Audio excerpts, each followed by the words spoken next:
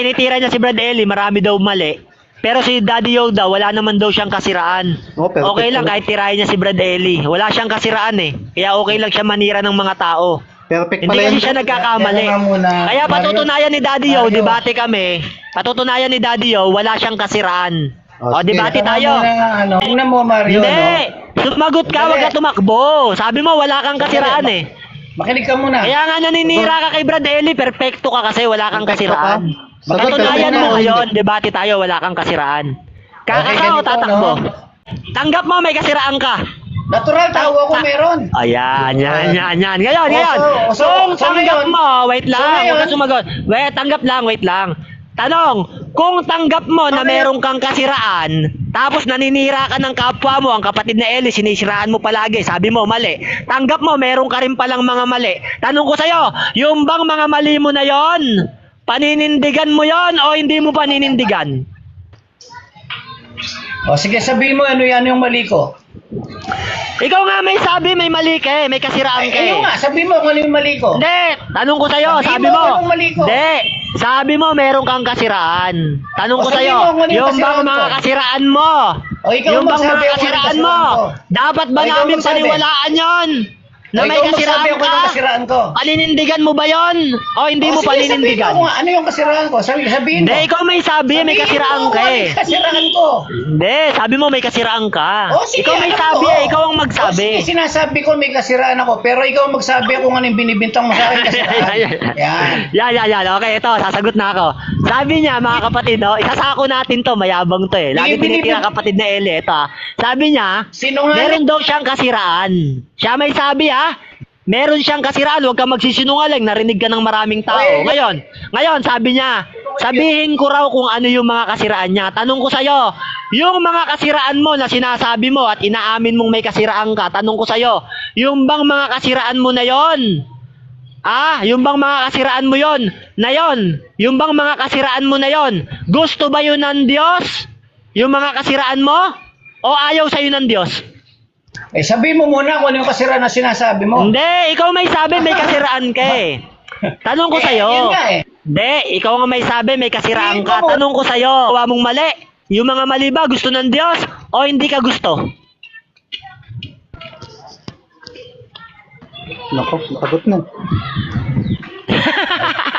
Sabihin mo muna yung kasiraan ko. Minimit ako na yun. Hindi. Hindi, ikaw may sabi may... Sabihin mo ngayon kung ano yung kasiraan ko na Hindi, sinasabi ikaw mo. ang may sabing may kasiraan ka, ikaw eh. meron nga, Ikaw may sabi eh. Tanong ko sa'yo, paninindigan mo ba yung kasiraan mong mali? Paninindigan mo o hindi mo paninindigan? Sabihin mo muna kung mali nga yung kasiraan ko. Ayan, Hindi, patunayan mo ngayon. yung bang mga Nasa iyo. kasiraan mong mali, paninindigan mo ba o hindi mo paninindigan? Nasa iyo ang burden of proof para sabihin mo yung kasiraan ko mali. Hindi, Ikaw ang wag ka nagbibintang sa tumakbo. akin yan. Wag ka tumakbo. Hindi, wag ka tumakbo. Sabi mo kasi bro, unang-una narinig ka eh. Sabi mo, may kasiraan ka. Kaya tinatanong kita, yung bang mga kasiraan mo na mga mali, gusto ba yan ng Diyos o hindi ka gusto ng Diyos? Sagot. Okay. Kung meron akong kasiraan na mali, hindi gusto ng Diyos yun. Pero ang tanong, meron ba? Kung meron, sabihin mo. Wala siyang kasiraan. Umaamin Sabihin mo siya, kung wala ano siyang yun. kasiraan, no? Sabihin mo Tapos kung ano yun. dinideny niya pa. Ngayon, nasa iyo ang dinideny mo. burden of proof. Hindi. Sabi mo kaganina, may kasiraan ka. Ngayon, sabi mo ngayon, yung kasiraan mo, binabawi mo na, hindi yung kasiraan talaga.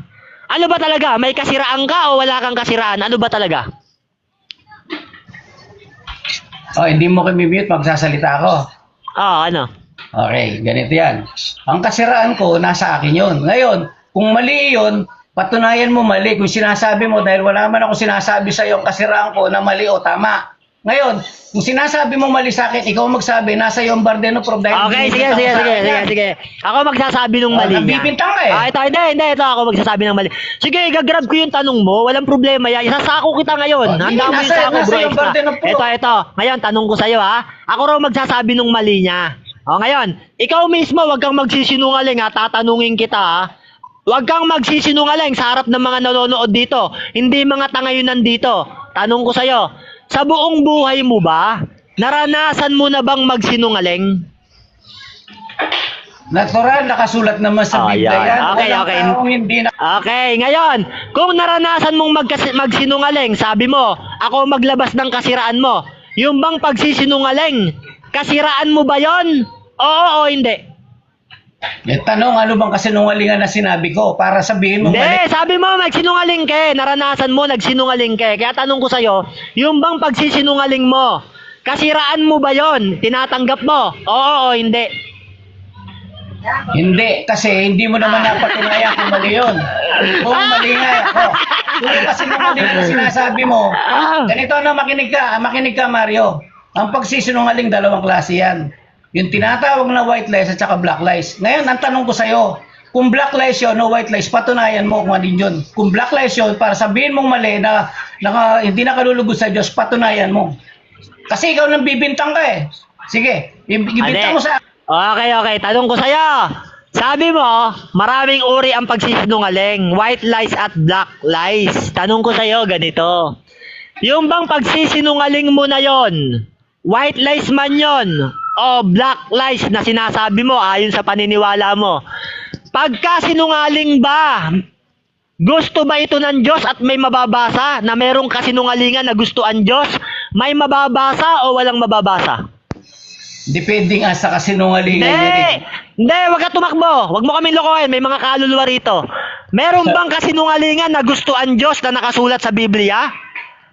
May mababasa ba na merong gustong kasinungalingan ng Diyos na ginugusto niya yung kasinungalingan? May mababasa o walang mababasa? Huwag ka mag-mute. Binumute ako ni Elion. Oh, sige, sumagot Gago ka. Si Elion eh. Hindi, sabi mo kasi. Hindi kita minumute mo pala bintangin, hindi kita minumute ha. Visit ka, Sino nagtatrip ako. nag-mute sa akin? Sino nag-mute? Mali ko. Sino nag-mute? Umamin. Mali ko. Hindi. Huwag kayo magsinungaling. Hindi. Sabi mo kasi, iba-iba ang kasinungalingan, sabi mo. Hindi, sasako ko yan, Bro Elion, Timex. Sige, Bro Elion, sasako ko yan. Papaluin ko lang bakal to ngayon. Sabi mo kasi, merong kasinungalingan na gusto ng Diyos eh. Iba-iba ang kasinungalingan, may white lies, may black lies. Kaya tanong ko sa'yo, meron ka bang mailalabas na sitas na gusto ng Diyos ang kasinungalingan? Na ibang uri ng kasinungalingan? May mailalabas ka o wala kang mailalabas? Makikinig ka ba sa sasabihin ko o hindi?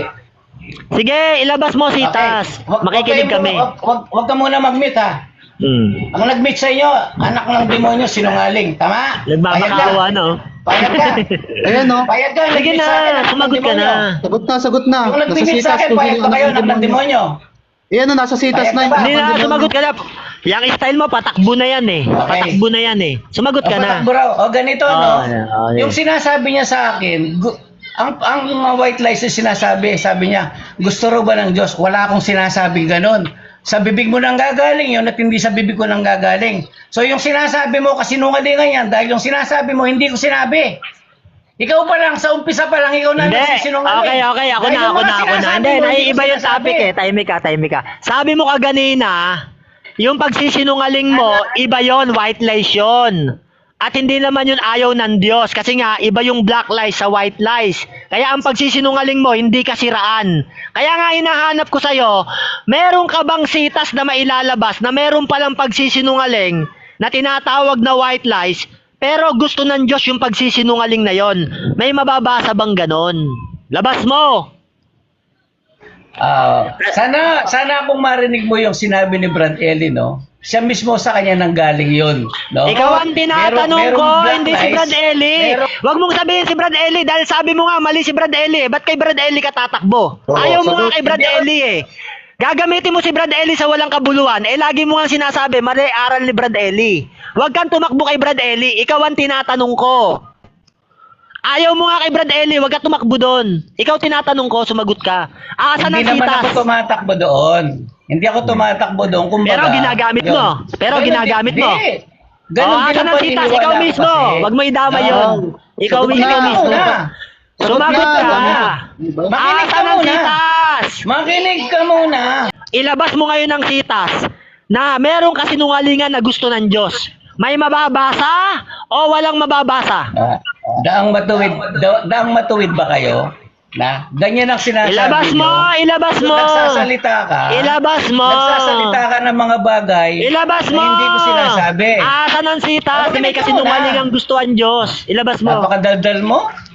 Sobrang daldal mo. Sige na, ilabas mo. Mag-aantay kami. Huwag ka muna magdadaldal dyan. No, unang-una, yung bintang mo sa akin na wala kaming kasiraan, kailanman hindi ko sinabi yun. So yun pa lang, kasinungalingan na yung May galing kasiraan, sa'yo. aminado na, mga kapatid, ha? So, Narinig niyo yung na, may unang-unang kasiraan. sinabi mo, Huwag kang makinig ka muna, maninira. huwag ka masyadong madaldal. Huwag kang maninira Huwag kang kung ikaw din mismo may kasiraan. Ha? Tandaan mo yan, itatak mo sa utak mo. Huwag kang maninira kung umaamin ka, ikaw mismo may kasiraan din. O, ilabas Hindi mo, ko na- sitas. May kasinungaling ang gusto ang Diyos. Sige. Hindi ko naman sinasabing wala akong kasiraan.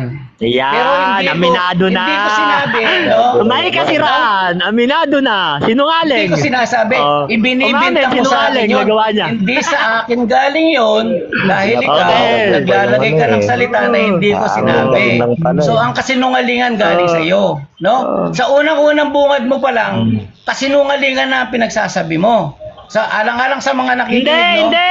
Tinanggap mo may hindi. kasinungaling. Hindi, tinanong kita kaganina, sabi ko. Huwag mong ibahin ang usapan. Lolokohin mo mga nanonood eh. Tinanong kita, sabi ko, sa buong buhay mo ba may nakapagsinungaling ka ba? Sabi mo, yes. Kaya tanong ko sa'yo, yung bang pagsisinungaling mo na ba yon? Yun ba ay gusto ng Diyos? O hindi gusto ng Diyos? Okay, ganito, no? Ang pagsisinungaling depende yan. Hindi lahat ng pagkasisinungaling para sa ikasasama o sa talagang masamang balak, no? Merong kasinungalingan para sa ikabubuti. Pero it doesn't mean to say, kasinungalingan yun, gawa ng demonyo katulad ng ginagawa mo, unang bungad mo pa lang. Okay. Sabi mo, merong kasinungalingan sa ikabubuti. Hindi lahat ng kasinungalingan ay dapat kasinungalingan. Tanong ko sa'yo, yung bang kasinungalingan na ikabubuti, na pandaraya ni Satanas, gusto ba ng Diyos yung... Basta white lies. yan siya sabi ko sa'yo. Iipitin talaga kita rito, kakawawain talaga kita. Ginagawa nyo, puro wala kayong ibang mapag-usapan kundi puro paninira. Kaya tinatanong kita kung ikaw ba walang kasiraan. Kasi naninira ka eh. Kung meron kang kasiraan, huwag kang manira. Bakit? Ikaw mismo may kasiraan eh. Paano mo aalisin yung puwing sa mata ng kapwa mo kung merong malaking troso sa'yo at aminado ka na meron kang kasiraan? Yan ang sinasabi ko sa inyo. O ngayon, ipit-ipit ka ngayon. Ha? Nagbubuhol-buhol yung mga salita mo. Meron daw kasi nungalingan, bro Elijah, white lies. Gusto raw yun ng Diyos eh, parang yun ang punto. Bagamat hindi niya sinasabing yun ang punto na gusto yun ng Diyos, meron daw kasi nungalingan para sa ikabubuti. Ay ako, yung white lies, alam ko yon, naririnig ko na yon. Pero ang pagkakaalam ko sa Biblia, lahat ng kasinungalingan ay mali. Yun ay pandaraya ni Satanas. Bakit? Ha? Basta kasinungalingan, mali eh. Ginagamit ni Satanas yung kasinungalingan na kunyari sa ikabubuti. Pero lahat ng kasinungalingan, mali. Kapatid na Elijah. Ang kasalanan ay kasalanan. Pabibintangan pa ako ng minumute ko siya, nagdadrive ako, pambihira talaga. Panabintangan. Ng hapon po. Bro,